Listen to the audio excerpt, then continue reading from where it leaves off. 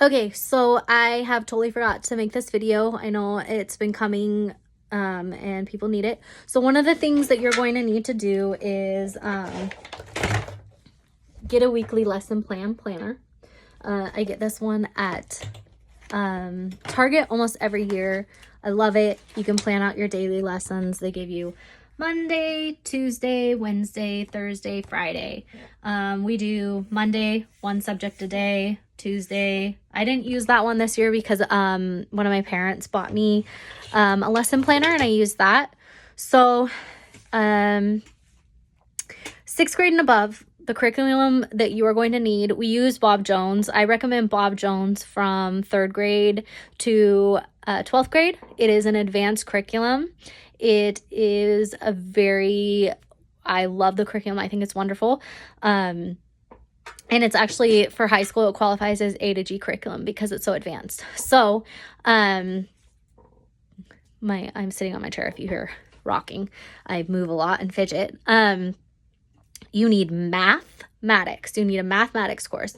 You will need writing and grammar. Writing and grammar is actually English, but Bob Jones by 7th grade refers to it as writing and grammar. So your English curriculum should be writing and grammar if you're getting Bob Jones, or English. Okay, so literature. Yes, literature is opposite and separate from writing and grammar, but it falls under language arts. So literature is the short stories, novels that you're reading, or poems, and you're basically breaking down the stories and you're figuring out what the stories mean, what the author meant. It's all about reading comprehension in literature.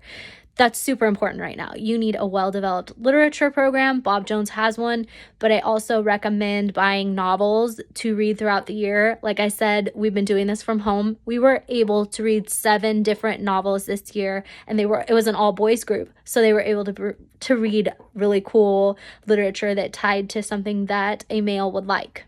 And I'm not going to get into any discussions or arguments about masculinity. Boys are allowed to be who they want to be, and they are allowed to enjoy what they're learning based upon what they like and how they feel. Testosterone is not up for argument. That it's in their blood, especially during puberty, and they enjoy masculine things. And so it was really good for them to learn things the way they learned it. All right, science. You need science. You also need history. History is also referred to as social studies. So history of social studies, same thing. There's no difference. You need electives. By the time they're in 6th grade, they usually choose an elective, especially if you're in a charter school or an accredited program. You definitely need an elective. We did home economics. There's an awesome course. It's like a 36-week homeschool home economic course. It's online. That's free. We did that. I tweaked it a little bit and added things to it that I wanted the boys to learn. And they learned to cook. It was awesome. We did cooking. We did landscaping. We did a lot of things. Planning parties. That was great. And they got to bring an appetizer to a Christmas party they had. I changed it for my daughter because she's in high school. She made the invitations. She was hosting the party, and they brought an appetizer, a savory, because they learned about that in the program. They brought a savory appetizer and a sweet dessert as well. So that was fun. You also want PE in your program. And then we do IXL. I use IXL for reading, the language arts program, the literacy and reading comprehension mostly, and I also use it for mathematics. We do mathematics every single day.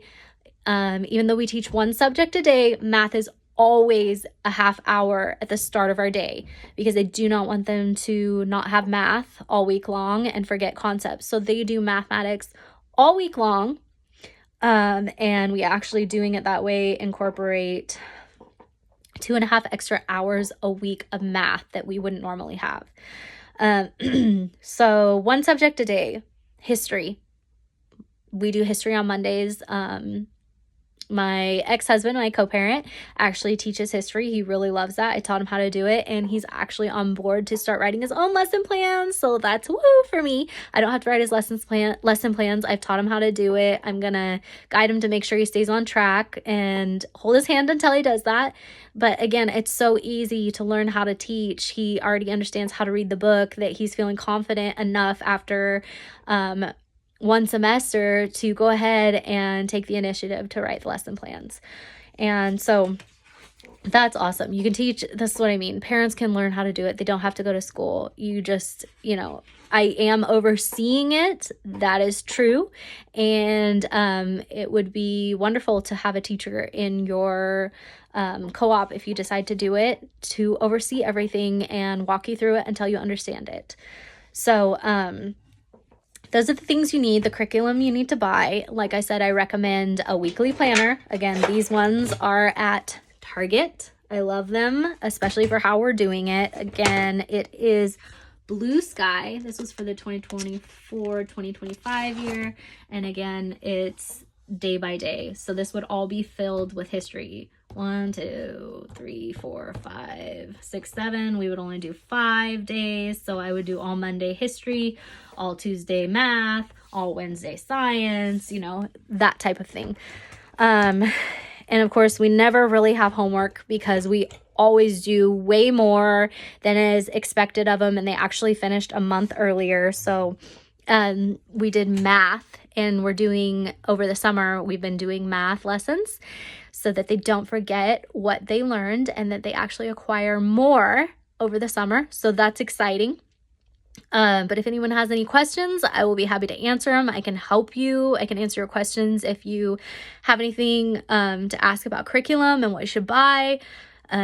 Mostly, I think if you're doing a co-op and if you're doing homeschool, you should choose whatever you feel comfortable doing. If you need help reading it and understanding it and how many lessons to do in a week, you can answer your questions. Every day you should teach one lesson. So if you are doing what we do, we do 5 lessons a week. And even regardless, if we have a missing day, we still do 5 lessons because we can get through it so quickly, and it normally takes them forever in a classroom setting. Private or public takes forever. So we are able to do the 5 lessons a week, and that way the kids can finish early, or we can take a day off whenever we want. Like, we want to have a 4 or 5 day weekend because we've done so much work. We're going to take a little extra time for ourselves. We don't want to come back after, Christmas like everybody else, the same day everyone else. We get a little extra sleep. That's what we do. It's fun. It's awesome. It's flexible, and we get all our work done. So why not? That's why it's so great to do this. Have a good day.